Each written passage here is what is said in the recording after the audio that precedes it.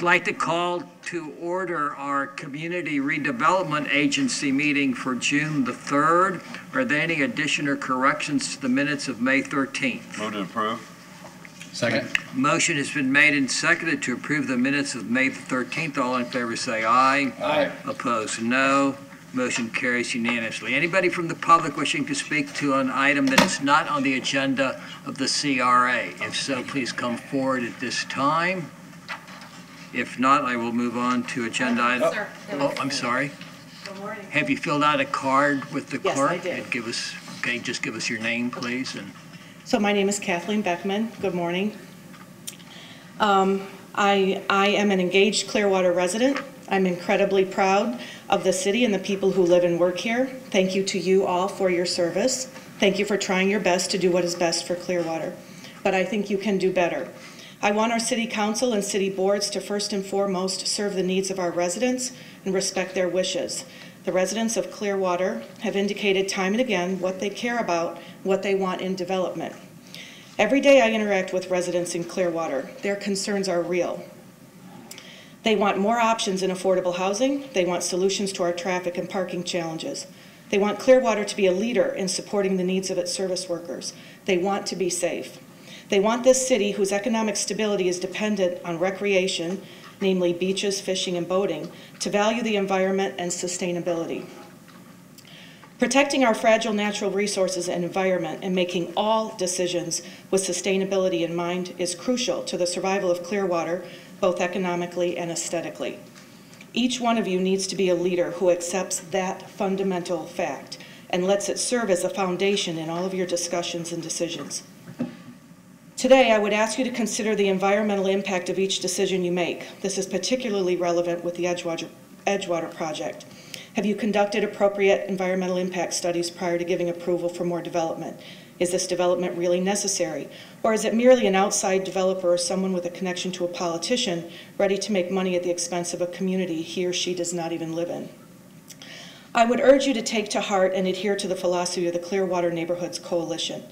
Namely, they support development and redevelopment that is environmentally and economically sound, that is sustainable, and that is supportive of the character, aesthetic values, safety, and transportation needs of neighborhoods. I urge you to listen to the desires of the residents first and respect the recommendations of the highly paid consultants who have advised you to leave a smaller footprint, both environmentally and financially, with the Imagine Clearwater development in particular. Thank you. anybody else from the public wishing to make a political statement or other comments? And for the record, please understand that this is the Community Redevelopment Agency. It has nothing to do with the Edgewater Drive project.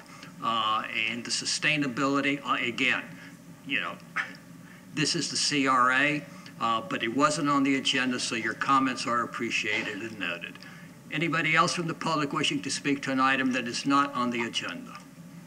If not, we will move forward to agenda item 4.1. Ms. Thompson, welcome back. And before you start your presentation, you need to show us a picture of your baby. No, it's on my phone, so I'll pass it around here. No. Put it on the video. Put it on the other. All right, let me find the cutest one. Can it go here? Oh, or it's not on. You broke it. Now it is. Maybe? There we This is go. Ms. Thompson's first meeting back since she was off on So maternity leave. There's Luke with his little cousin Dylan. We think his hair will be curly like that. They looked the same at birth. And it's his first day in daycare at Sunshine Academy by Clearwater High School. So,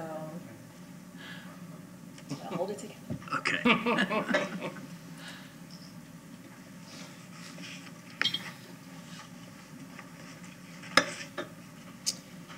All right, well, I heard that you had 2 months with no presentation. So, back to the screen. So I'm going to make up for that. I won't be too long, but well, first of all, let me just say thank you. It's a little bit scary to leave for 3 months, right? Something that you're really passionate about, and to leave your department when all these activities are going in momentum. But I really appreciate the support of the trustees during this time, obviously the staff and Mr. Maxwell, that things kept going with only, a few hiccups, at least that I heard of here and there. So I appreciate everyone's support during that time, and I'm very happy to be back and ready to keep the momentum going. We are at a halfway point on our strategy. So I put the dates up there, and this was adopted at the end of September, right? So it was to go from October 2018 to March of 2020, as we know when elections are coming up. So whether we're terrified by this fact or not, we're halfway through trying to achieve these goals. And I just wanted to take a moment to highlight what's been accomplished and where we've course corrected, right? Because of course we don't know everything perfectly from the start. We're gonna have to iterate and learn as we go. And so reminding our desired outcome is create lasting change, right? So not just intermediate or short-term change, but lasting change in downtown by shifting the perceptions held by public and investors about city government and downtown Clearwater to one that aligns with the adopted vision. And we know that everyone can have a different perception of a situation, right? Driven by their personal experience or maybe what their friend thinks. We also know there's facts that exist, when we choose to participate in a shared reality, right? So part of the work that we're doing is shifting these perceptions, because we know that we need belief in the public. We need the public to believe in downtown, and we need investors to believe in downtown. And the perceptions that we're tackling here, I just want to focus on really from risk adverse to committed, right? And every time that we are making decisions, we're implementing programs, we're investing funds, we're showing our commitment to downtown. And we have already done a lot of that. If you look at the streetscape, if you look at what's working with Imagine Clearwater, the city has invested millions of dollars into downtown, and we will continue to do so. We're also going from scattered to focused, right? We're not trying to be everything to everybody. We're not trying to accomplish every single idea out there. We're very focused on what we're trying to do. And then the last one I'll emphasize is sole funder to partner, right? So a lot of the work that we're doing in the CRA is not, what can Anne France do as an army of one, right, over 20 years, right? Or what can Amanda do? What can the mayor do? It's how do we find and sustain partnerships so that we can have this lasting change. And the perception of downtown, this year we're really focused on showing how vibrant downtown is. We know the great businesses and events that are already occurring. We're showing that it's going from no arts to arts infused, right? The mural program is a big part of that. And if you look at the different murals and how diverse they are, the different stories that they tell, that is because they are selected by the property owners, right? That wasn't CRA staff, right, choosing each one as a curator. It's because we found great artists, we put them in front of the property owners, and they selected artists that spoke to them and their values and the story that they wanted to share. And finally, from exclusive to welcoming, right? We hear a lot of times, I'm not sure that I belong downtown, I'm not sure that there's something for me, right? We know that's not true. Downtown is a safe and welcoming place, and we're working to make it even more so. And so we have 4 steps here. Appear simple, but this is actually very hard to do, and we are doing it.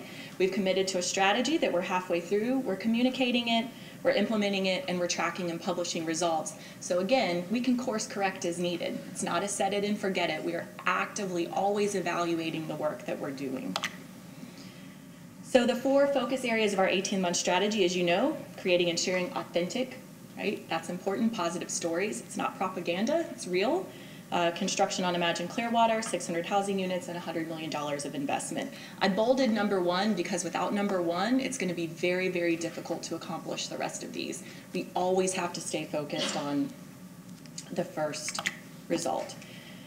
So under creating and sharing positive stories, when this was first adopted, those top boxes said complete, underway, and proposed. These are now all complete, right? These have all been accomplished in the past couple of months.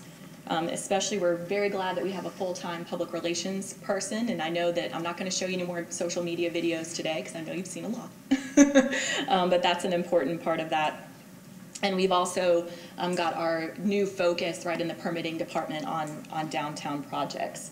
And as far as signature and everyday events, holiday extravaganza, right? That was the first time we had a major winter celebration, and it's coming back again, and I'm so excited that special events is really taking the lead on that with new ideas and implementing some new programs there. So this month we had 25 media mentions. Know Before is in the news again for their continued growth, our #1 downtown tech company. Blast Friday was mentioned as a budget-friendly option, and I think if you remember noting that half our population, right, is income insecure, these budget-friendly options are really important. So Blast Friday is a great way to support that. Also, the Capitol Theater received award, another major city investment in capital improvements and ongoing.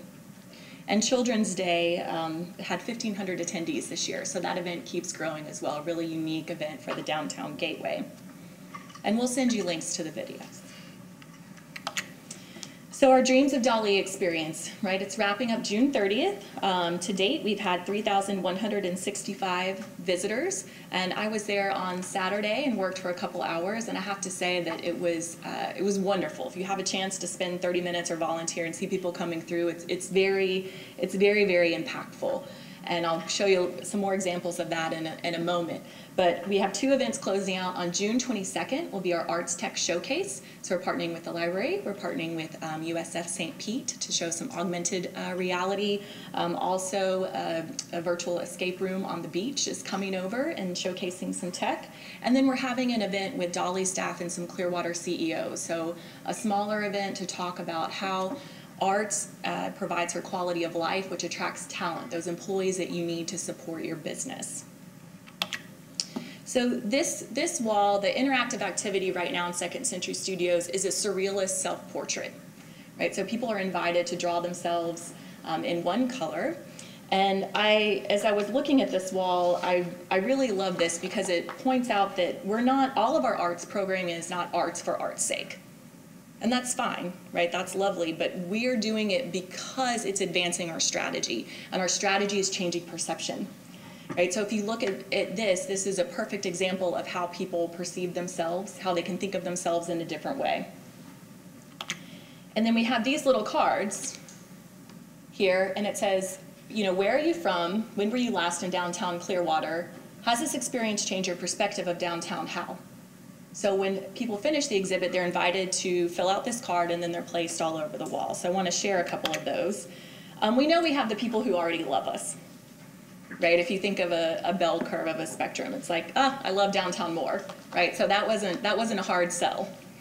We also have the people who are not convinced and might not ever be convinced, right? Did this change your perception? No.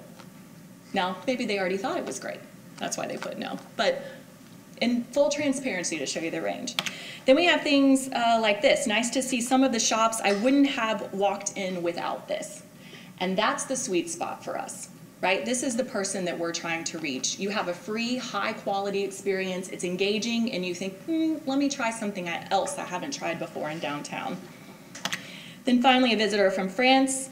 Downtown is consistently evolving into a great place to live and play. And we know that a good majority of our population and visitors to downtown are tourists. And so this is another outcome that we love to see, that they believe it's evolving and becoming better and better and a great place to live and play. So another important part of this exhibit is supporting local businesses. So this is a card here that everyone can take when they're finished, and it gets them discounts at over 10 restaurants and retail stores. We've been having targeted meetings with local companies and community groups in the space, and we've been hosting private events. Right, so essentially this Second Century Studios has operated as a living room for us where we can bring in groups, whether it's real estate agents or employees from tech companies or school groups, and we can share the experience with them and share our vision of downtown. So a lot of people are asking, what's next, what's next? You know, Amanda, are you going to build an art center? We are not going to build an art center. The CRA in that space. What's next is we'll have a mixture of art exhibitions and retail experiences through the end of the year.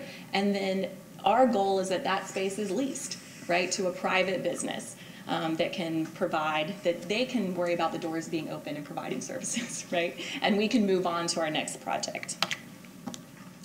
Permitting, I just want to thank Ella in our planning department. She has started a new site plan review process for zoning in the downtown zoning district in US 19. So this is another business-friendly approach where you can come in and get your zoning checked out before you go to the expense of building a full set of plans, right? Getting a full set of plans. And there's a little bit about permit data. You know, nothing surprising there. Beginning construction on Imagine Clearwater. Again, it might not feel like it when you're in it every day, but you have completed a lot. I really want to highlight Harbor View is down. It's gorgeous, loving that view. Really exciting, and I don't want to steal Michael's thunder. I'm sure he has many more updates on what's next here. I do briefly want to touch on the parking issue. Since I feel a little bit responsible that was under my care prior to leaving. So why did we do a parking study?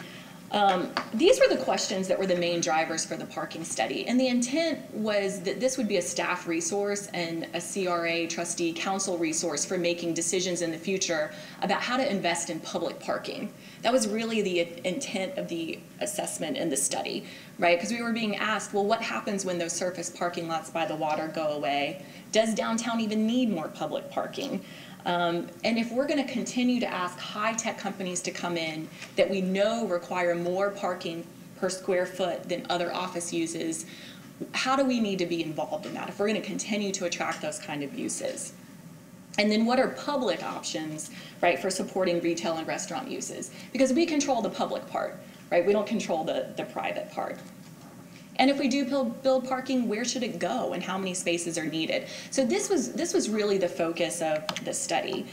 And our findings, you know, and this will come as no surprise to you, right? Peak demand is during weekday afternoon. We have a surplus of 2,800 parking spaces, public parking spaces on evenings and weekends.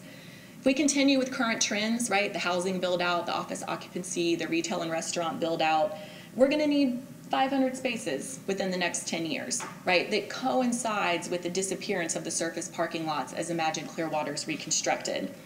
And then when we start having events over 5,000 attendees, we really need a transportation management plan. Now again, this is all couched in access to public parking, that's city and county parking, right? This is not taking into account what private actors, right, in the private market's doing. So immediate recommendations, and this would be the parking department and engineering that would be implementing these, right? That the CRA is working with parking and engineering. Update parking notification and pay technology, keep public parking within 2 blocks of Cleveland Street open to the public. Just want to pause here for a moment and understand that there are competing interests, right? The parking within 2 blocks of Cleveland Street, there's some office users who want to reserve that. There's retail and restaurant who wants access to that. You know, our recommendation is, from what we've heard, right, and seen, is let's keep public parking public, right? So we can deal with the ebb and flow of our visitors to our retail and restaurants. That's the CRA perspective. And we should consider new public parking at one of the 3 sites identified in the study. And so if you look here, there's 3 sites, and some of those are under consideration for the city-county shared facility. Right, the one at the top 2 is owned by a private property owner. The city has 1 small lot in there, but could be a potential mixed-use office-type development.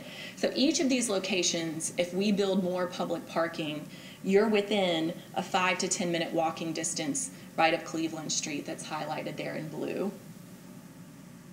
Right, so that's going to get us within that walking distance. Some short-term options, and I want to be really clear that we are empathetic and we do want to work towards providing short-term options, because we know that just building public parking way off in the future is not enough. I think we need to prioritize curb space downtown for valet, Uber, and other drop-off type options. We need to work to get retail and restaurant employees who now park, you know, below City Hall, or we're parking by Harbor View, some guaranteed parking. That's a stable population, right, that we can help manage. And research the feasibility of short shuttle routes between parking garage locations, right? There's electric shuttles that are used in different places. And acknowledge that already we've eliminated commercial business parking requirements, right? We're not requiring anyone to build parking. We allow valet operations already, and we have funding and design approval for wayfinding signage. Are there any questions before I move on? Good. Okay. So permitting 600 housing units. This is probably the scariest focus area, and I'll be honest, I don't know that we're going to get 600 housing units permitted in 9 months, even though I'm going to continue to try, maybe at least in the planning stages. But under this, I'll be bringing to you next month a proposal for the MLK warehouse site. We have a brewery proposal for that. We'll also be bringing to you a funding request for streetscape and facade enhancements for 1100 Apex. And they have 2 restaurants secured in their space. We issued 2 RFPs for rental housing on 2 lots that the CRA owns. And what we learned is 30 days is not enough time. It's not enough time to receive quality proposals or enough proposals. So in working with the city attorney's office, we're going to change to more of an LOI, a letter of interest process that'll be open for a couple months, invest way more in advertising, and then once we have some strong LOIs, then we'll open the official 30-day bidding process. We have an architect hired for the Mercado project, and as you know, you've issued several grants for food and drink tenants and property owner, and appreciate the extension of the property owner food and drink grant through September 30th. So we are still working and very focused on attracting that 4 to 7 new restaurants and bars. All right, private investment. So again, this is all leading up to increased private investment, right? And we want to match the millions of dollars that the city has and will continue to put into the downtown. So the State Opportunity Investment Fund, remember these were created back in early 2018. New regulations were released a month ago, and we're meeting with investors. We're working with Pinellas County to make sure that our investors who create those funds know what to do and how to use them. And I have an asterisk here under county TIF renewal. Even though this is public money, it can't be understated how important it is that the county extended our TIF for 15 years without restrictions, right? Without any new restrictions. And that is a minimum of $1.5 million a year that's coming into our CRA that can be spent on capital improvements. And they haven't done that for every single CRA. And the reason we were successful was, one, we've spent the money correctly. Right? When we go back, our CRA, we've done a really good job of spending county money within the guidelines that they provided. And 2, if you remember, we adopted Chapter 4, right? So we weren't showing up saying, hey, give us more money, but we don't have a plan for how we're going to spend it, right? We had a really well thought out 5-year plan of projects and improvements that we could point to how their funds were going to be invested. And the bulk of my time, in the remaining 9 months is really spent on attracting this investment, right? And working with Michael Delk and with the city attorney, Pam Aiken, right? So that we can, and Denise, right? So that we can really attract this private investment. The land transferring from the city to the CRA will help us in this LOI process. And then we're doing new targeted advertisements, Invest Tampa Bay. We have a full-page ad I'll show you in just a moment in a networking event that connects us with CEOs and investors from all around the Tampa Bay region. This is a picture of that ad. And I think I remain very excited because look at that picture. This is a gorgeous place with plenty of opportunity, right? And that picture shows you everything. So just in closing, remember this is what we want to hear at the end, how we know we've achieved success in March of 2020, right? We know that our construction and planning process is predictable, right? We know that we continue to engage the community through events, even through construction of Imagine Clearwater, right? There's something cultural every day of the week, right? You can have a cultural It's a great place to live, right? Because we have those restaurants and pubs within easy walking distance. And we really focus on quality of life. And just 2 last points that I'll make related to the environmental. We are thinking about that constantly, and we're working with Duke to put in electric charging stations throughout properties in downtown. We also haven't had a chance to take advantage of the PACE legislation, right? So we have these older buildings, as they're renovated in environmentally sustainable ways, there's tax benefits for participating in the PACE program. So we're focused on making the right investments. I want you to feel confident in that. We're committed to realizing the vision, and I'm happy to answer any questions that you guys may have. Thank you, Mayor.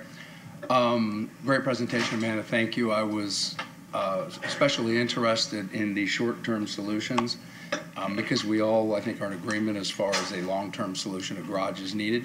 Short-term solutions is needed right now. the things that I've heard over and over, and I'll give you one for instance, and you did talk about it in your presentation. This weekend I was downtown a lot. I was downtown Friday and Saturday, and I park in the Garden Street garage. Both days I was there, somebody passed me and go, "Can we park in here?" Irregardless of the big sign outside, irregardless of the new P signs downtown, when you talk about creating positive stories and repeating, we really, I think the focus needs to be that there is available downtown parking nights and weekends and during the day. I would suggest that most people don't know the county parking lot is available, and that's 3 blocks. So I think the wayfinding and continually hammering in that message of all of the available parking for nights and weekend and daytime is extremely important. And in addition to that, you did address technology there a little bit too.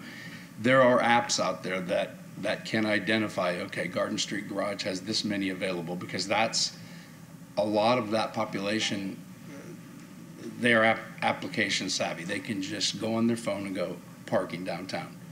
And they should be able to go, and they should be able to see county garage, garden garage, the different available.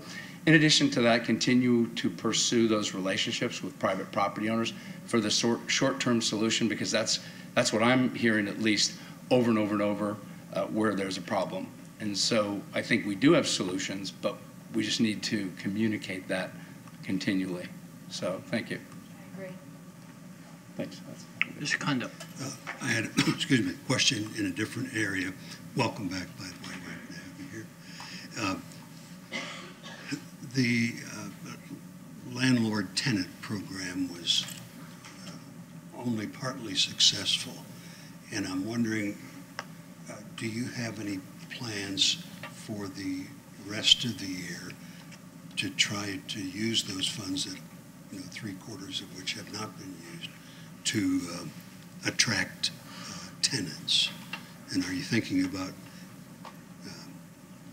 a different program than the one you had last year that maybe would attract more tenants? So we have the property owner grants have been extended through September 30th. So our main focus until then is really getting the word out, right, to help those property owners secure tenants, right, and then making sure the tenant grants that have been received, that they open their doors, But right? that's only open to those who have already applied. Correct. So where I'm at today is I'd like to get that completed before launching another program, just because one thing that we've learned during this process is how much work it takes to get a tenant through the door, right? And property owners are hiring brokers, right? They're doing some limited advertising, but it's really going to take our staff time too to help get those tenants in place. And at this point right now, with the number of staff that we have, it's very hard for us to promote 2 separate programs at once. Right, so we have all those property owner spaces that we need to find tenants for, and the tenants benefit, right, from those improvements. It's not just benefiting the property owners, right? It's reducing the tenant's cost that they would have to spend to build out the space. But I as soon as, and I'm always thinking about all these things, right? But that it's really a 30 to 60 day cycle to create a new program and to get it adopted. So we're really focused on advertising the current grants that have been sent out now, and then as that's going along, we'll be coming back with other programs and options. If I could ask a second question. The other program that is always available, are we doing enough advertising for that anyone with an idea can come to the CRA with a proposal? Probably not. And we would have to, it depends on how we define success. Right. Currently, we have 3 requests that have come through. One, we responded back and said, hey, we want to explore more, send us information. We're waiting on more detailed information. Another one, the Apex 1100, you'll hear next month. Right. And then I just received a 3rd one probably 2 weeks ago for another brewery space, right, that we're meeting with them, I believe, this week. So, it kind of depends on how we want to define success. Is that enough? Is that not enough? Well, I think only, if I may, sir, how many applicants had been approved ahead of time? For the Pre-qualified. We had 9 spaces. And all For the 9 property qualified? owner. And then we used, what, 1, 2, or 3? So far, you granted 1 property owner grant, and then you have 5 spaces, I believe, that are still active, that they have until September 30th. We have the Nolan, we have the east side of Station Square, we have the former dry cleaner site. I think the one in Kathy Pinnacle spaces. In your own opinion, what do you think is the likelihood of their being successful? The ones that aren't being? I think if we really focus on those spaces, I think they're going to make it, right? Remember, our challenge is we're back to the perception issue, right? And there's 2 things that make this a perceived risky environment for restaurants. One, lack of foot traffic, right? They come down and they say, oh, I don't have enough people. I can't count on people walking by, right? So I'm going to have to be event focused. 2, I think this is diminishing, but there were concerns around the permitting process, right? The perception of the permitting process. And 3, the cost of build out. So far, we attract tenants that do not have a lot of capital. In the past, that's what we've attracted, right? They've needed a lot of money, a lot of investment from the outside in order to open their business. So with the events that we're doing, right, with showing progress on Imagine Clearwater, and they're starting to see tangible improvements. Okay, the risk is lessening, right? We can invest. And then with the property owners guaranteeing, right, they have this grant money, guaranteed improvements in hand, that also lessens the risk for tenants. It's just tough, right? Opening new restaurants and retail is extremely difficult, right? Because it's a risky business. And our job is to be consistent and committed and reduce that risk. So I think if we stay committed, right, and we really push these grants that we've given, then we're going to be successful. I think if we throw out another program too soon, it becomes confusing, right? Because then it's like, because the first question I get is, well, what spaces are available, right? And then the second question is, how much money would you like to give me? So we know what our spaces are. We can push those and find the right match. Help that owner find the right match. Thank you. Thank you, sir. Mr. Albright. So let me ask it a different way. Is the CRA following up on these 5, the ones that we extended till September, to find out if how they're progressing? Yes, I mean, Anne Fogarty France has been in constant contact with them, and as you may know now, she is retiring in July, which is a huge loss for us. We're very sad about that.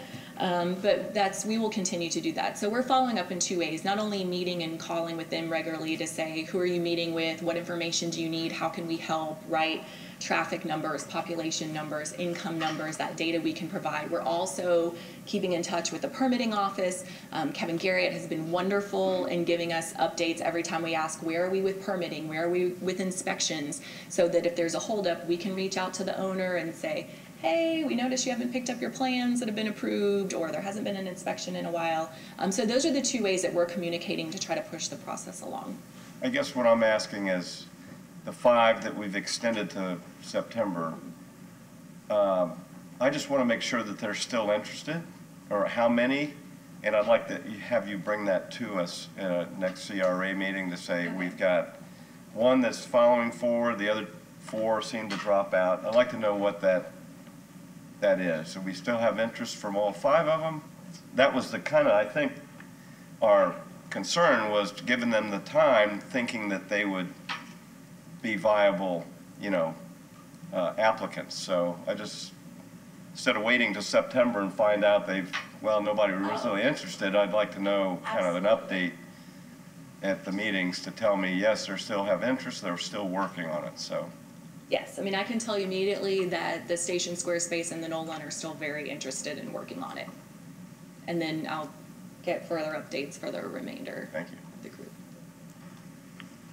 Mr. Hamilton. Well, and I guess I've made the comment before, and I don't think there's anybody in this room that can answer the question, but I think the real, it's almost like a game of dominoes. The first domino we need to fall is commitment one way or the other from the county on whether or not we're doing a joint facility, because that will then begin a lot of wheels to turn, hopefully in a positive direction. Hopefully the county is interested, because I think that really moves the needle for us to make a commitment on where we're going to put more parking for downtown that can serve our needs as well as the downtown merchants and offices. And I think, like I said, that's the big one. And nobody in this room right now knows what the county's going to say for sure or what their commitment is.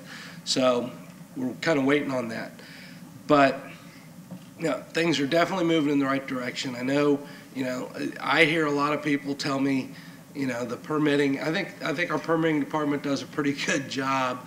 I think the only people that, most of the people that don't think our permitting department do a good job is because they're not allowing them just to come in and say, here's what I want to do and walk out with their permit.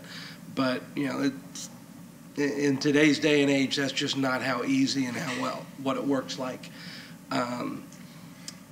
Other than that, Mayor, I do have a comment, but it's not related to Amanda's presentation. So before we adjourn this meeting, I'll make the comment.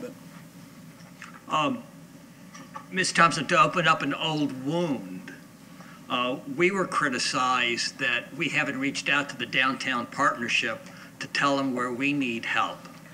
Well, in my opinion, these are areas where the downtown partnership and other investors in downtown should also be reaching out to these people who have their applications pending to say, hey, this is something that's worthwhile, and this is why we're in downtown. This is why we're the downtown partnership.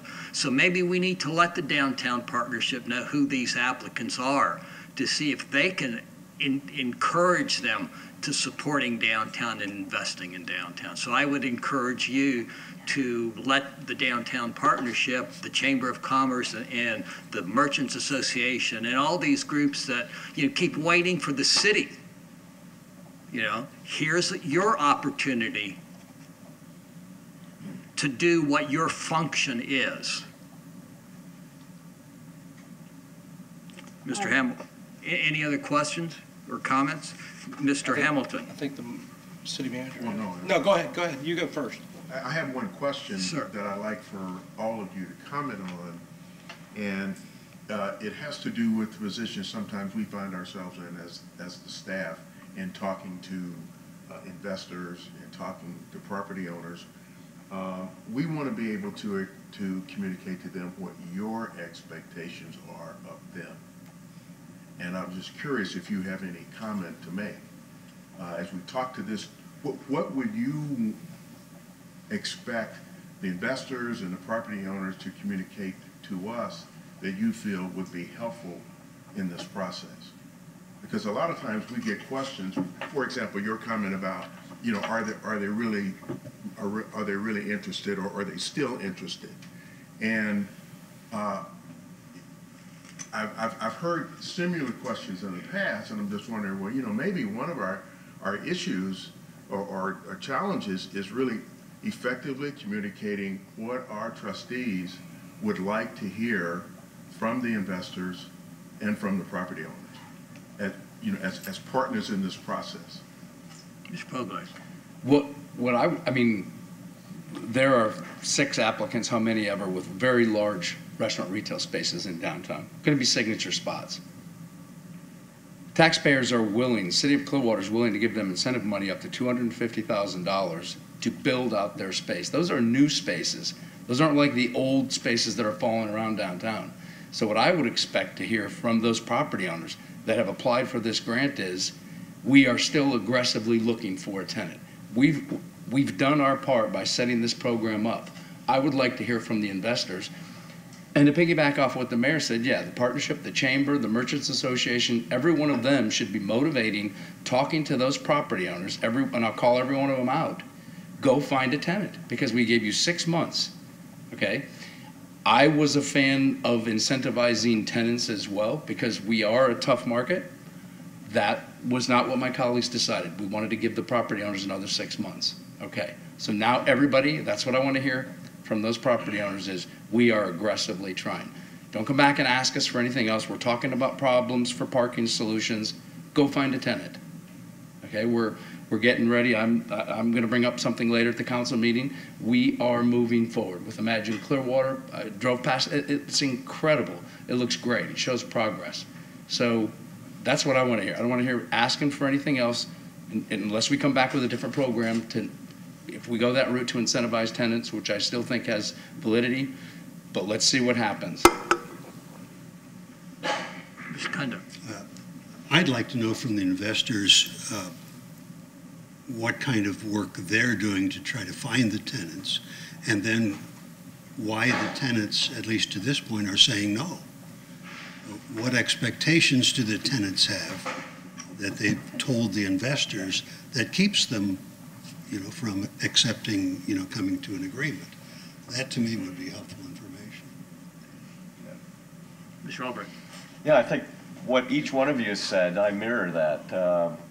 The mayor was spot on with getting other organizations, which we have a lot of them downtown, and these are stakeholders that have invested money in downtown, and their interest is to bring in people and make downtown vibrant. They're the ones that have the most really to lose because they've already invested. So that's great, and what Mr. Polglase said is spot on.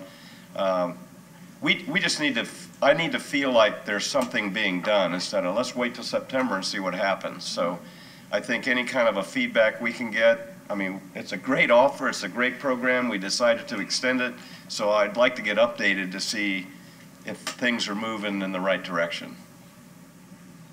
Well, I don't want to just reiterate what's been said, but I mean, again, the program's good through September, but that doesn't mean at the last meeting in September is when we want to approve all this. I'd be happy to approve something at the next meeting or in the July meeting. Well, I won't be here at the next meeting, but I would the July meeting. But it comes down to, as I've said many times before, you got to spend money to make money, and we're trying to incentivize that because, and the example we always bring up, Clear Sky Downtown, Mr. Shevlin. When you invest in a property and you build a restaurant or an operation that looks, the quality of that restaurant and the food is the quality of that restaurant, you're going to get clientele. People are going to come there. And if we can get people to see that and say, you know what, I'm going to do the same thing, maybe not serve the same food, but I'm going to invest in my property, I'm going to invest in my business and build that situation. All of a sudden you get 3, 4, 5, 6 of those. All of a sudden you got people want to come down, and it's like, you know what, I'm going to go downtown, and if this one's busy, I'll go to the next one. If that one's too busy, I'll go to the next one. And everything works together. And that's what we're trying. That's where we're trying to get to, and we need some people to, take those chances. To build on that just for a second, we keep talking about Clear Sky, but we forget the Puerto Rican restaurant. Oh, yeah. That has been here for 2-3 years. Yeah, and there's another classic example of someone who's come in basically on his own, without any incentives from the city for the most part, and been successful. I don't want us to be in a position, well, okay, if this program doesn't, this isn't an airline that's overbooked, and we make an offer, okay, if you give us your seat, we'll give you $300, and then 5 minutes later, if we're still overbooked, well, now we're going to up it to $500, to try to get people to give up their seats. I don't want us to say, well, if this program doesn't work, we're going to turn around and give more money the next time. Because if that's the case, we're never going to get anything done. And I also think we need to be careful that we're not negotiating between the property owner and the prospective landlord. That's not our role. And I think too many times people get confused that the city is the negotiator here, between the property owner and the person wanting to open up his business. I think we have to be careful about that. Right, just to these points, remember the focus groups that we did last summer with tenants and property owners and the surveys, and two findings that came out that really surprised me. One, they said the best thing you can do is increase foot traffic. That's it. They're like, don't even give us money. Spend all the money on increasing foot traffic. And when I said why, right, because we know upfront costs are so expensive, because they said the amount of money that you're going to give us will open our door or get us through year 1. But what do we do year 2, 3, 4, 5? And if we don't have the foot traffic to support year 2, 3, 4, 5, then we're only open for a year. So I think we have found a balance, right, between helping reduce those barriers, right, and reduce that risk. But we are also, again, hyper-focused, right, on upping foot traffic and all the ways that we can, short-term, right, through events, through arts, through those experiences, and long-term through building housing. Mr. Horn, hopefully we answered his questions. Okay, any other comments, Council, Mr. Well, what, you had your... Yeah. Mr. Brett? I think this goes back to what you were saying, that we need to refocus on the message for downtown. And imagine Clearwater, if we get the energy back into that project, that'll go a long way to make everybody feel energized around it. So I think that's what we really need to focus on. Mr. Hamilton? Okay, my comments are in regards to the comments made during Citizens to be Heard. I don't disagree with almost anything she said, because I think everybody sitting up here, we're here because we love Clearwater and we're doing what we think makes Clearwater a better place. But I think the 2 points that need to be remembered are, number one, property owners have rights as well. If you own a piece of property and it's zoned a certain way, you have rights on that property. That, number one. But the part that gets me, and I don't appreciate, is to arbitrarily say there's a connection between one of us and the property owner, and that's why they're getting the ability to do something. I can promise you, I have nothing to do with the owner of that property. I don't know which one she's alluding to, but I think it's unfair to throw that out there in any way, shape, or form unless you're going to identify who you're speaking about, and you better be able to defend what you're saying, because I think that was totally out of line, and I don't appreciate it. Thank you, Mr. Hamilton. The other point that I think we need to keep in mind is that these are public meetings. Mm-hmm. The citizens can say whatever they want, but it's not a political forum. It's not a place for you to come, or it should not be a place for you to come and make your political campaign statement. And if we were to do that, we would be here all night listening to candidates wanting to run for office, giving us their statements as to what's going on, and we are not doing the business of the city. A citizen has every right to speak on whatever he wants, but he's got to be fair and respectful, and I concur with what you were saying. And that was why I made my comments earlier, so I appreciate that. Mr. Horn, you had stepped out. I don't know if we had answered your questions, but satisfactory. Yep. Ms. Thompson, do you have anything further for the CRA? I do not. Okay, we will adjourn the CRA and convene the work session for June the 3rd. Agenda item 3.1. Approve the electronic surveillance support team multi-agency voluntary cooperation mutual aid agreement for law enforcement services between the Florida Department of Law Enforcement and the City of Clearwater, effective upon execution through February 28, 2022, and authorize the appropriate officials to execute same. Deputy Chief Candy. Morning, Mayor, Council. The department's asking for council approval to enter into a new mutual aid agreement with Florida Department of Law Enforcement related to the electronic surveillance and support team. We've been operating under the originally signed agreement from 2015, and this would just be, for lack of a better term, an extension of that agreement, but under a new agreement with no substantive changes. Any questions for staff on agenda item 3.1?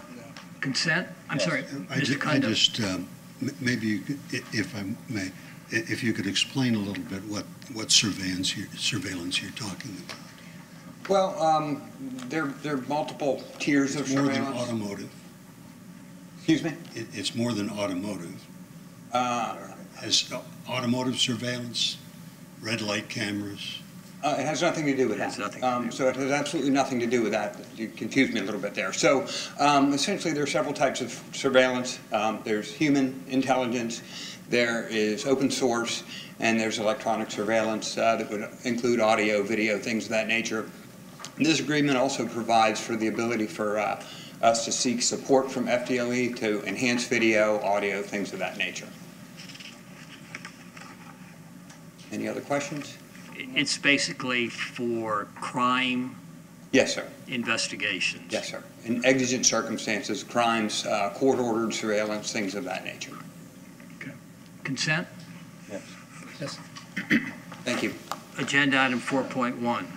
Impose a temporary moratorium within the city of Clearwater for a period of 180 days on the use or offering for hire of motorized scooters and micro-mobility devices or issuance of any permits or franchises pertaining to micro-mobility hubs and pass the appropriate ordinance on first reading. Mr. Hartman. Good morning, Mayor, Council. Here to present this moratorium for 180 days on micromobility devices. You probably are familiar from some stories you've heard about the boom in these motorized scooters that are happening across the nation the last few years. And the Florida legislature, in their wisdom, passed a House Bill 453, which basically designates scooters, electronic motorized scooters, as micromobility devices that cannot go in excess of 20 miles per hour, and providing those with the rights and responsibilities of bicycles and bicyclists. That opens up, while we were under the city manager's direction, we had formed a interdepartmental committee late last fall because we were starting to hear the companies coming and presenting to us and asking what our regulations were. We put that committee in abeyance when we heard this legislative action was taking place to see what the outcome was, and we found out the outcome was, well, they're allowed to go everywhere that bicycles are, on roads, on sidewalks and such.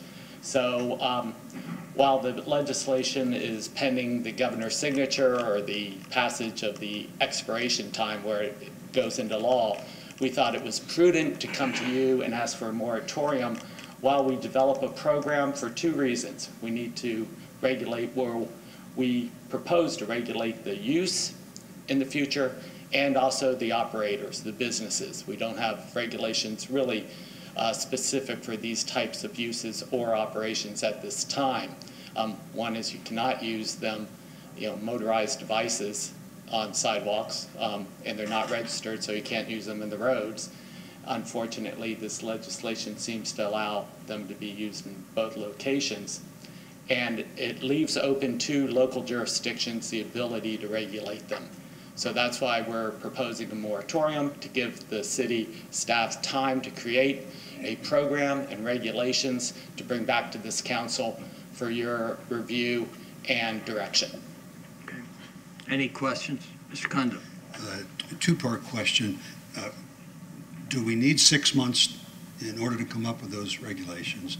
And then how much tax dollars might we lose during that 6 months from businesses that would otherwise be operating? Well, I do not believe we would need the entire 6 months because there are so many other jurisdictions, but they have done it in a variety of ways. They have put in pilot programs, then pulled back the programs, and then rewritten the regulations. But hopefully we would be able to get back within 4 to 5 months, not the full 6 months, because we don't want to have the deadline come up and we're just bringing that to you. So that's a very good point. Tax revenues, right now, up to this point, we can't really define any tax revenues because we don't have businesses that offer these types of services. They would need to be put in place. There's a lot of regulations such as the number of vehicles, the number of companies, docking or dockless where they have to be left, picked up to recharge. There's just a whole slew of different things that we need to get in place. So we don't know, I don't have any information regarding what the tax revenues would be during this period. Thank you. My pleasure. Mr. Albritton.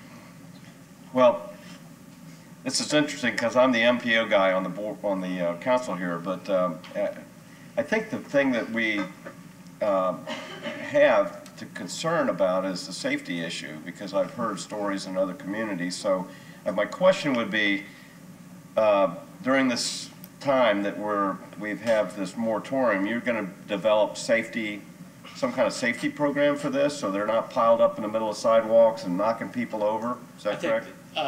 Yes, Councilman, that is the most important aspect of this whole thing, is the safety issue, whether they're left just on sidewalks blocking them, docking locations, but the speed. One of the regulations that has been developed in most of the programs is you define what the maximum speed is. You also do a geofencing type thing where they have a GPS device that they cannot go outside of certain areas. So there's all sorts of regulations. Do you want to have parking hubs where they're required to be left? You develop when you're an operator, you need somebody local who can quickly act on this. And what are some of the penalties or some of the guidance that is provided to not only the user, but also to the operator and their responsibilities. So yes, safety is a key issue on this. Thank you. Yeah, I think, I mean, we've all read in the last week or so in the paper about, everything going on in Tampa. It's just rolling out in Tampa, and they're already noticing, oh, well, this isn't being done the way it was supposed to be done, and this isn't happening.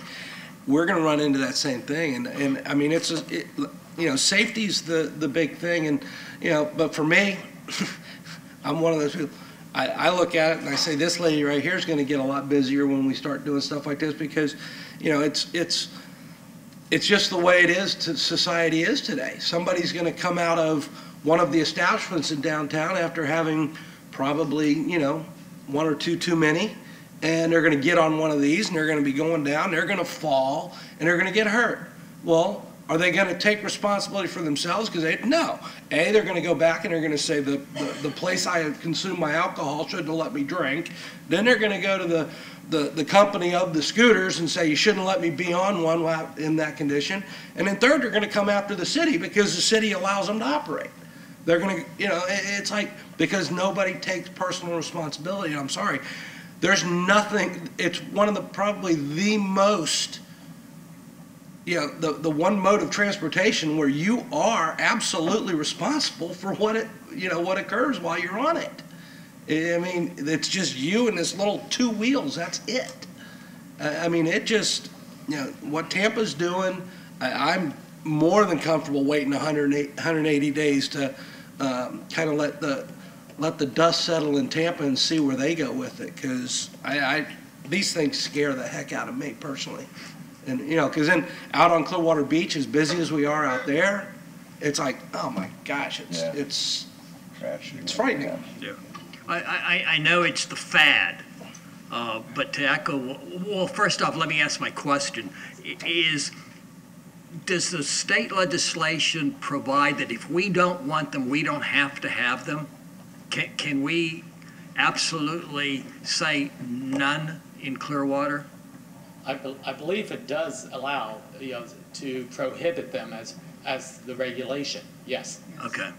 And how do you control the safety point? I mean, because, Council, I'm not sure if I had to relate to y'all or not. I was on one of my courier trips in Salt Lake City, and I almost got run over by one because the person on it just decided to hop off, and the scooter just continued going, And this was on a sidewalk that was no wider than our sidewalks here in Clearwater. And, I mean, there's no way that you can control that even if you have it in the legislation, right? Well, there is. I mean, it's speed. Let me address a couple of the issues that have been raised here. What most of the jurisdictions, at least that I've followed throughout the country, have introduced pilot programs in restricted areas for a temporary basis. Secondly, you can control the speed. So you can, I've seen it as low as 8 miles an hour maximum speed, which is basically a casual bicycle rider on the sidewalk, up to 12, even up to 15. So you have, I don't know the technical term for, I'm not a car guy, but you know, where you have the car motor cannot go faster than a certain speed. Governor. So, what is it? Governor. Governor, thank you. And so there are those types of things. And the third thing is that there's insurance by any of the companies that are providing these for high levels of insurance that they have to guarantee as far as being able to cover liability and things of that sort. So those are just a few of the items that will be prepared for your reading and knowledge. Okay. So this will be on our agenda for Thursday night, or excuse me, Wednesday night. Our meeting is going to be on Wednesday, June the 5th this week instead of Thursday, June the 6th. Again, our meeting will be on June the 5th. It's starting at 6 o'clock. Agenda item 5.1. Approve a blanket purchase order contract with SNF Polydyne, Inc. of Riceboro, Georgia, in the amount of $450,000 with the option for 2 one-year extensions in accordance with City of Clearwater Code 2.5641B, sole source. Mr. Porter. Good morning, David Porter, Public Utilities Director. I'm in front of you this morning asking you approve the purchase or the issuance of a purchase order to SNF Polydyne, which is the company that we utilize to provide polymer for use in our 3 wastewater treatment plants. Polymer is used to thicken sludges, biosolids generated at the wastewater plants, and allows them to be dewatered so that we can more economically transport and dispose of the waste materials. So with that, I'll take any questions. Any questions on agenda item 5.1? Mr. Hamilton. Well, I got to ask the question. I mean, this is something that this is dirty business, but $450,000 for this chemical that extracts the water out of it, so all we're sending is a more solid product down. Does that $450,000 less than what the dumping fee would be for the excess weight? It would be. We transport the solid materials to be used as a soil conditioner, and that has to have a certain consistency in order to be able to be used for that process. If we didn't have this, if we didn't dewater it properly, it would be a liquid form, and it would have to be disposed of in a very entirely different manner that would be much more expensive. So we transport it now all the way South Florida. That's what I wanted to hear. The costs are enormous. Thank you. Mr. Albritton. Yes. Is this kind of the process that Milorganite uses No. in Milwaukee? Okay. And Milorganite's a whole different thing. They actually take the material, it's the same materials, but they actually dry it and bag it. It's a whole different process. All right, but this is simple. I mean, you're drying it out basically and then using it as a soil conditioner? When we dewater it, we get it to the point where it's about 20% solids and 80% water. It's just spongy. So it's dry enough that we can transport it over the highway, because that's about as good as you can get using conventional mechanical methods. So it goes over the highway to a farmer's land, and then it's churned into or disked into the hay fields and used to produce hay. So actually, the farmers are actually quite happy with it. It offsets quite a bit of fertilizer use. Okay. So it's good for the environment, good for us. It's the most economical way we have currently to get rid of it. We learned something. Yeah. Yeah. And I was waiting for the mayor to say biosolids. He usually likes that. Consent? Yes. Final comment, so it's for animal use then, hay? It's for hay, it's not used on crops. Not used for sod or anything that comes back in contact with humans? And I'm not sure if some of ours is being used for sod or not, I don't think so. Currently, it's being used for hay. It is able to be used for sod. Because I know most of our sod comes from South Florida. Yeah, it is able to be used for sod, but currently, the sites that I'm aware of, it's being used for hay. Thanks. Okay. Consent? Thank you. 6.1.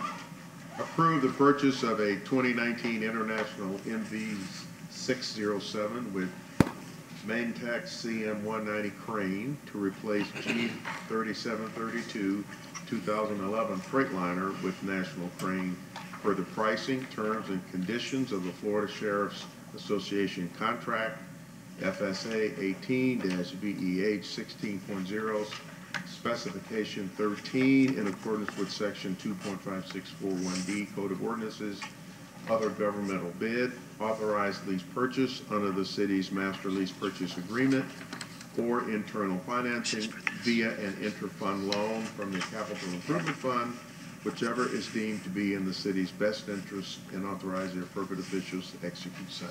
Mr. Costa. Good morning, Perry Conzen, Fleet Manager. Fleet is requesting an out-of-cycle replacement on the crane and truck that is listed. Crane originally was installed on G2305, which was totaled in 2010. It was then transferred to G3732, a 2011 Freightliner. The crane has recently failed an annual inspection and cannot be repaired due to the fact that the vendor has gone out of business and parts are no longer available. The truck frame no longer meets minimum specs to mount a new crane on that frame. Therefore, truck and crane must be replaced together. The total cost is $166,000 for both combined. Any questions for staff on agenda item 6.1, consent? No question.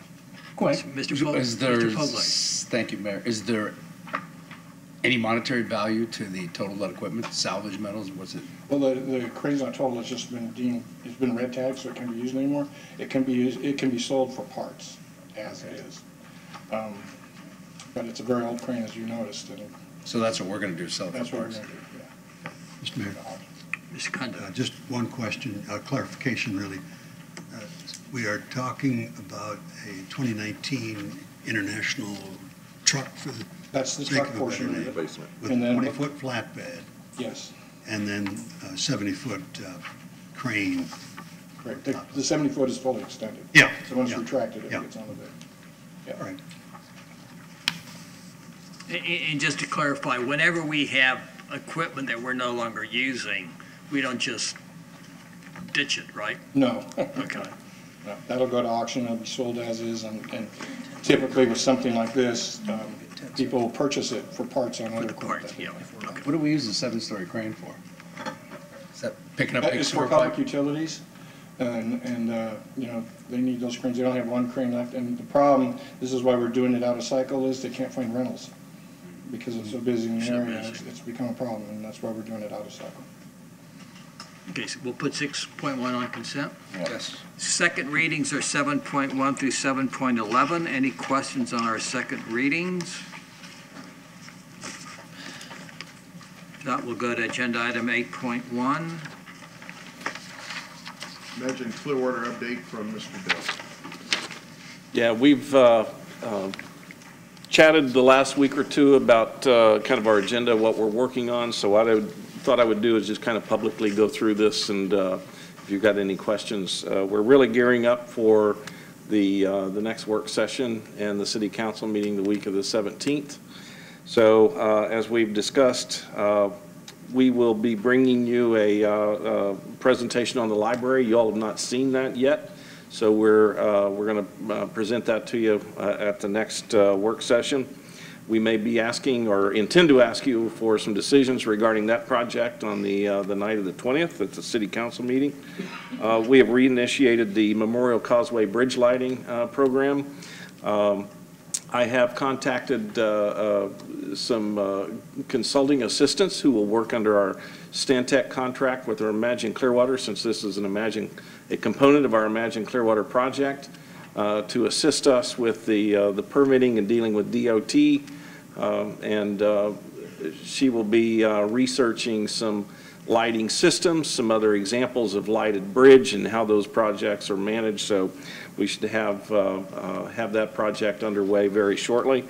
Engineering is going to be provided the scope of work, which we have already developed with her, and we'll hopefully be able to get Stantec on that pretty shortly. as we've discussed, we're still working on taking a look at the potential revisions to the phasing program for the Imagine Clearwater Park. One of the things that came out of our some of our individual meetings with you was some interest in a kind of an a la carte menu, if you will, of some various improvements, and so we're going to try to work on that. The objective, of course, is that some of the more basic, key, and significant components of the park may be able to move forward sooner rather than later. To try to help in doing that, we've been talking with engineering about getting proposals for a construction manager on this project who can kind of help us devise ways to implement and speed up the construction process. What I would like to do is to take a little bit more time in the interim and look at work with the Stantec folks, the urban designers, and the architects regarding the entertainment venue and what that looks like. I'd like to think that we've taken the most creative attempt at designing that as we can possibly take. And also, I think it would be good for us to have if there's and I believe there's an opportunity for this with the Gateway Plaza and the canopy up there and some of the other structures, take a consistent kind of urban design theme throughout the park. So I would like to be able to dive into that a little bit deeper with the consultants, but I don't want that to impede our efforts towards permitting construction of the basic green space of the park and the entryway plaza. So that kind of gets to our phasing and the a la carte menu, if you will. I've been working with Pam, and we've been chatting with our original consultant who did the economic analysis for Imagine Clearwater, HRNA, Carrie Herstein in New York. And what we will probably be asking you to do is to move forward and update some of our economic analysis. That project is now over 2 years stale, so we want to make sure that when we get ready to issue the RFP for this, the Harborview site and the other properties, that we're starting with the basis, from a basis of current economic understanding and numbers for downtown. So I think that can be kind of important when we get this out on the street. And so we're talking with, actually, we have a draft from HRNA that Pam and I and Amanda will be reviewing.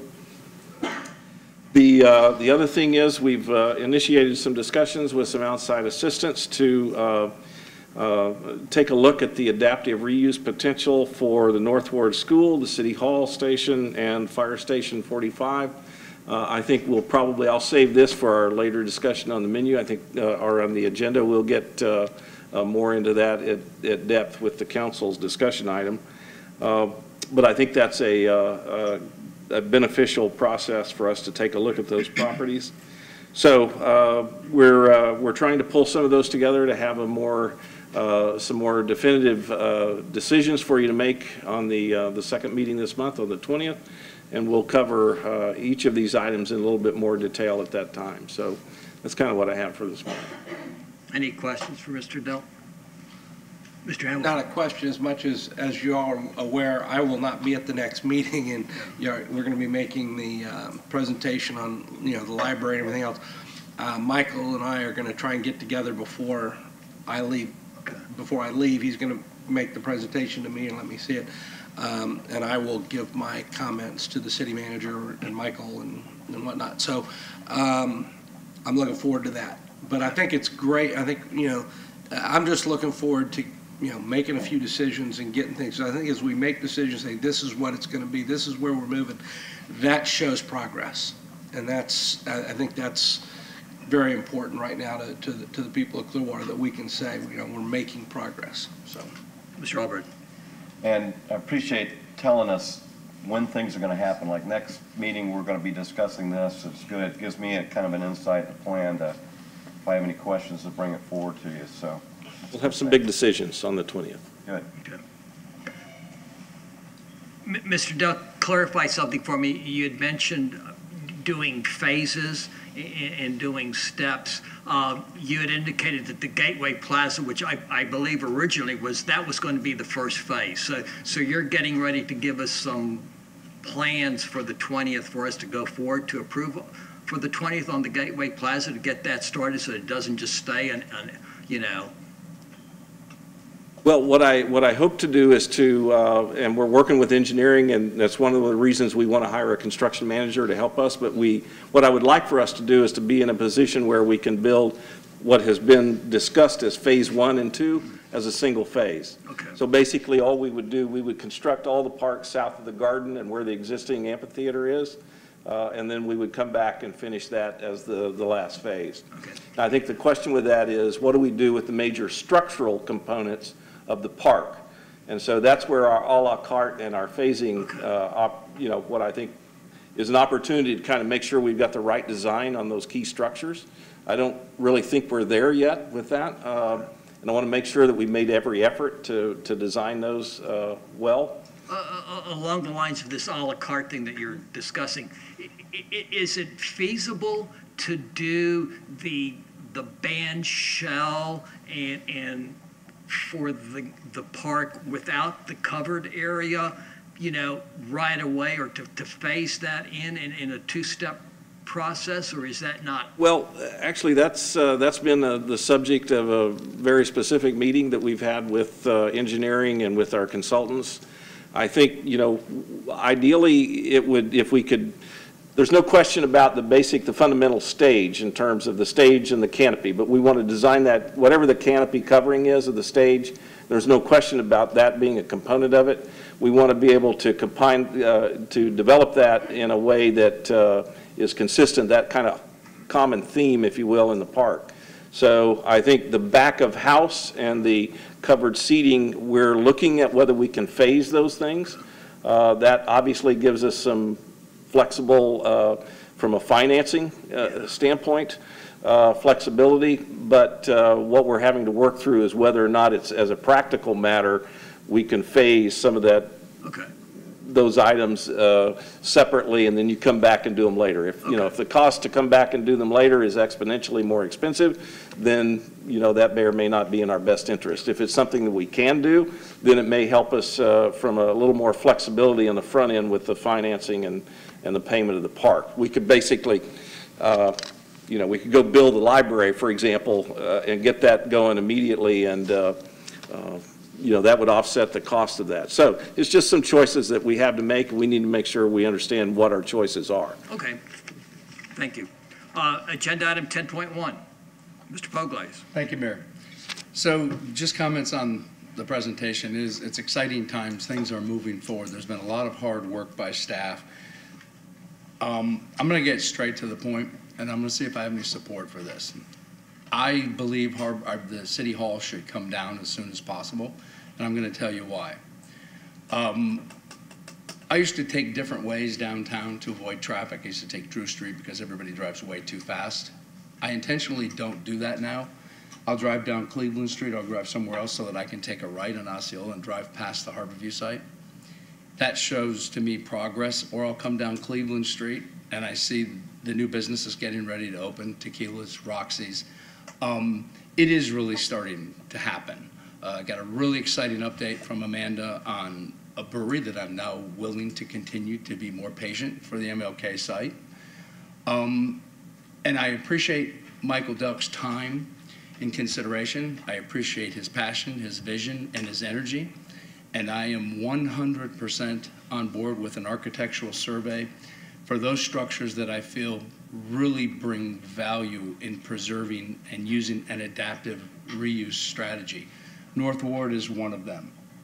We've done it with South Ward, and it's going to be exciting. It's going to be a huge asset when we really start moving the dial. I think North Ward, the Seminole Boat Docks, the ship captain's house across the street, there's so much potential in the North Marina area.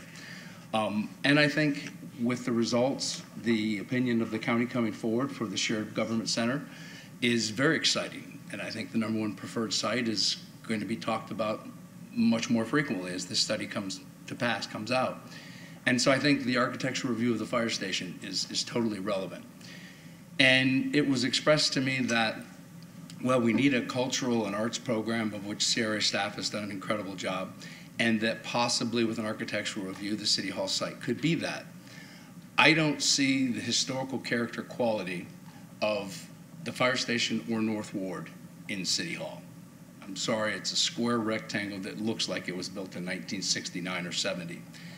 So in staying with consistency of consistent urban design strategy and staying with, and Michael said, and I appreciate that as well, that tearing down is not always the right thing, but building up. In this particular case, we wouldn't be where we are if the harbor view didn't come down. Tearing was relevant, valid. I think the tearing down of the City Hall is just as relevant and valid, and I'm not because it is a huge site. So we could have a residential component on the east side of the City Hall site, and then eventually maybe an arts, some type of, whether it's a museum, I've heard a lot of great ideas. We could have that at the City Hall site that would tie into the Bluff Walk. But something modern, consistent, urban, consistent with what we're doing. I just don't see that old structure. I see it as a hindrance. I see it as not showing progress. I really feel it's time to have that conversation. We're moving. We're moving the dials in many arenas. And I'm confident, I've talked to a few people in city staff, that probably is going to be a cheaper structure to tear down than the harbor view, and that the asbestos remediation is not going to be near the consideration we thought it was going to be. So I'd like to open that up for discussion, see if I have any support for that. Those are some of my reasons for wanting to see it go down. Well, Council, let me remind us that we had this same conversation a couple of weeks ago. And Mr. Delk said that he felt right now it was not worth doing because he wanted to do some more research and come back to us with a full plan. Let me also remind us that the initially imagined Clearwater report said that this was the last possible site that should be looked at for redevelopment, that you needed to get an activated park. You needed to get that going before you started looking at other areas. And then finally, we've had this further conversation about who's going to pay for it. We've got a limited amount of reserves. We haven't budgeted tearing down City Hall. We had talked about if you get a developer to come in, let him bear the cost of the building. So rather than tearing it down just to tear it down, let's give staff the opportunity to do what we tasked them to do and stop bringing up subjects to revisit because we didn't get the answer we wanted the first time. I don't know if I gave all the reasons why I thought it would be valid, and I'm opening it up for discussion. If I don't have the support. But again, we had the discussion several weeks ago. So are we going to keep coming back, without giving staff the opportunity to come back with its report? I think that's our job, to question staff and come up with the ideas that are presented to us or the ideas that we have. Mr. Poblace, we did that, and staff said we need some time to get back to you. And so here we are revisiting it again. Well, obviously, Mayor, I don't have your support, but I'd like to hear from my colleagues. Okay. Thank you. Mr. Kondo. Well, wait. Mr. Hamilton had his hand up first, and I had cut him off because I wanted to speak first on this. I'm going to do another one of my typical bounce like the old Pong game on TV, but I agree. City Hall needs to come down, but not right now. We have, we demolished, we took the Harborview Center down, and we didn't have to, we knew that was coming down because it was going to be used for a public purpose for the grand entrance into Imagine Clearwater. We don't have to go to referendum to do that one. We're going to have to go to referendum to do something with the City Hall site because we're not going to put another, I don't foresee us putting another government building on that site in the end plan. So it's going to have to go to referendum. And I think, and we all know how referendums in this city, we've been fairly successful with the last few.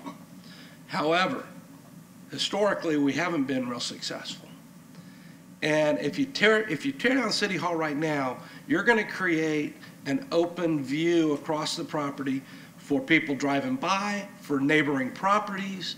You're going to create a benefit that won't be there when it's redeveloped. And I'm sorry, when I look at going to referendum, when I say we're going to tear this building down to build this building is going to be a much easier sell than to say, we're going to take this view away to build this building. Once you create and provide that view, it's not. Now, I think I'm one of those people.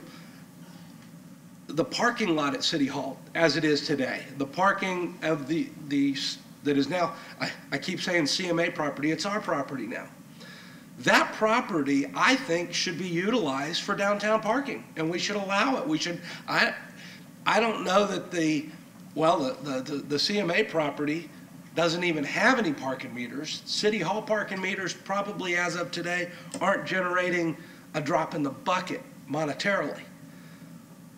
I think downtown merchants and everybody could benefit that much more by just saying, you know what, this is free parking for right now until we know exactly where we're going. This is parking available for everyone. Just park here. Come downtown, please come downtown. Here's where you can park. But to tear City Hall down today without knowing what we're going to replace on that property and having to go to a referendum, convincing the people to let us build on a piece of property that we're going to create a view on by tearing down before we're there, I don't think it's right. I'd rather go to the people of Clearwater and say, I'm going to get rid of this to build this, and so that I know exactly what it is. And again, it's as the mayor said, I think if we get to that point, we can probably negotiate where the developer, whoever gets to develop that property, I think the City Hall and the CMA property will be developed as one parcel in the end, or as one development by one developer. Then I think you can get that developer to pay for the demolition. Yes, there's going to be some minor expenses for security around the City Hall building and making sure we don't have homeless people camping out there and it getting used, people just, doing vandalism or things of that nature. But I think we can handle those costs, those minimal costs. I just don't think economically it's beneficial for the city to tear it down before we know exactly what's going to go there in its place.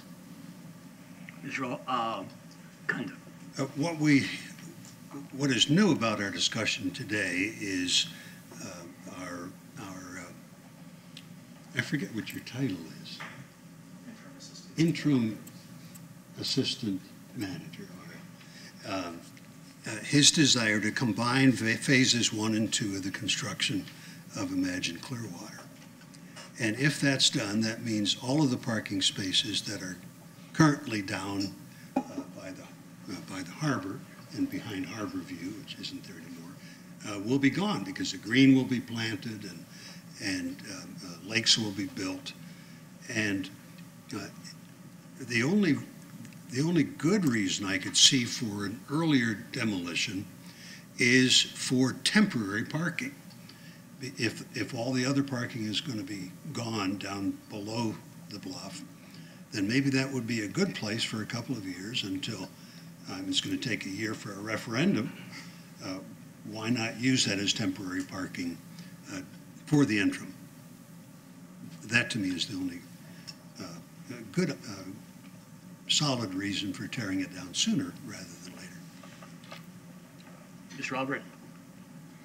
Well, I was kind of a proponent on tearing down City Hall. I've been talking about it for a while, but I think mostly because I just want to see something done. And but after talking to Mr. Delk and I see a turnaround in the actual progress and the energy of the project and the different phases that we're doing, it's not so important to me now. So I think I would step back and take another look at it and think, well, maybe I kind of agree with Mr. Hamilton that let's see if we can, what we can do to attract a developer maybe on combination of properties and see if that would be something. And I think it would be, the demolition becomes kind of a minor thing at that point. But as long as we have energy and progress, forward motion of Imagine Clearwater, I'm fine with leaving City Hall there until we get to the phase where we really need to bring it down.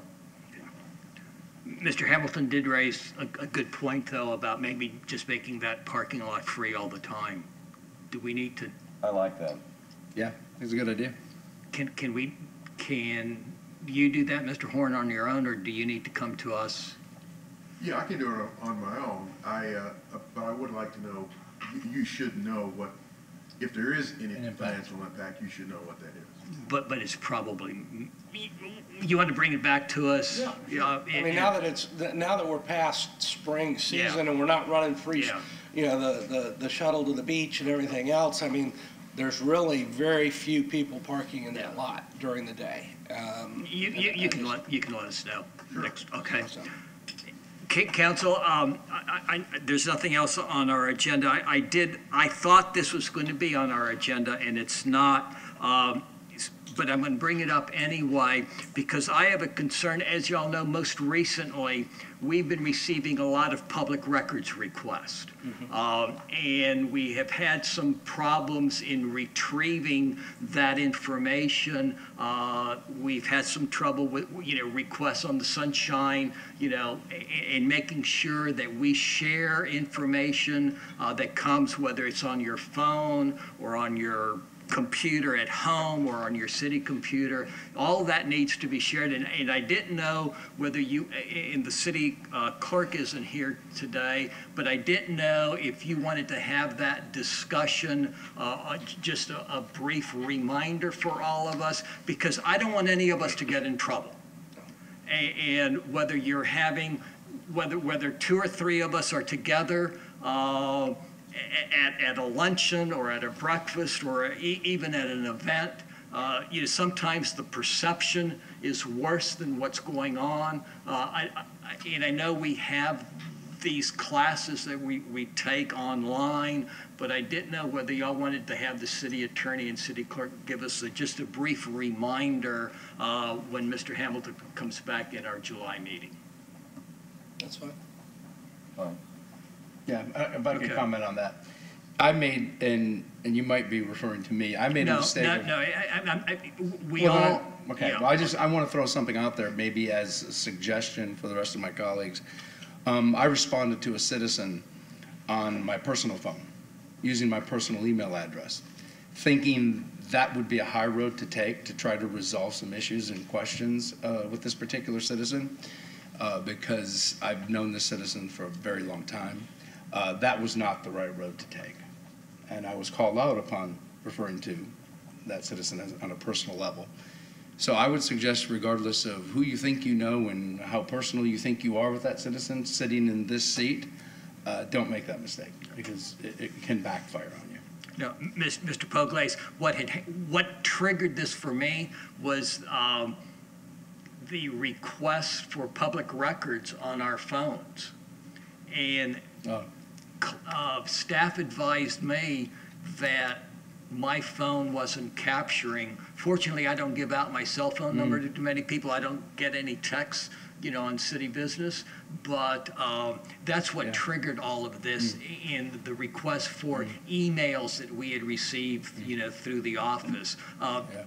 What you brought up was something, but it's just a reminder. Whether 2 of us or 3 of us are having breakfast together, or at a dinner, somebody's going to think that we're talking about city business. The people with us may be talking about city business, and that puts us in an awkward spot. So it's just a reminder for us, on that. And I then found out they changed my phone, and now my phone doesn't sync, and I'm getting really confused. But anyhow, that's the reason behind all of this. A clarification, I guess, Nicole would be one of the issues, but someone sends me an email to my city email address, and it's one citizen directly to me, not to the entire city council. The fact that it's on my city email address, it is captured and it is available as public record. I don't have to then forward that to the rest of the council to make sure they get a copy. It's there for, if it's just a question from them to me or whatever, as long as it's there and my response to them, it's all captured on the city's server, correct? And I don't need to forward it to all the council. But in your replies, are you copying Patty? Yes, Okay. I copy Patty on all my responses. Okay. You're right from a public record standpoint. You do have a policy, however, that says you will forward them to Patty. Mm-hmm. So as long as you are forward them to Patty, who will then distribute, Right. you are fine. Okay, well, Patty's always on a CC, whatever. But it needs to be on your city email, Uh-huh. and it will be captured. Okay. So just to let's clarify that point. So really what you're saying, Ms. Aiken, is that the city of Clearwater goes one step beyond in that our policy is that not only is it captured by the city, it's shared by all of us, and it's made available right away to the press. Yes. City council has a policy where you distribute those. You have a distribution. Yes.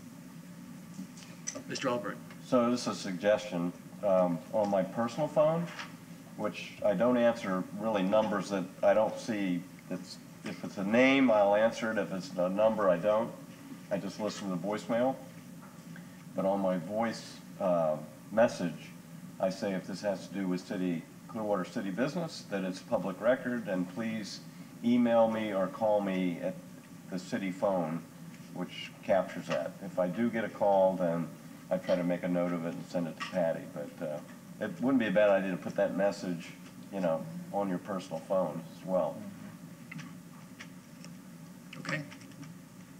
With that, thank y'all. Again, remind everybody that our meeting will be on Wednesday, June the 5th at 6 o'clock. We are adjourned. Thank you for allowing me.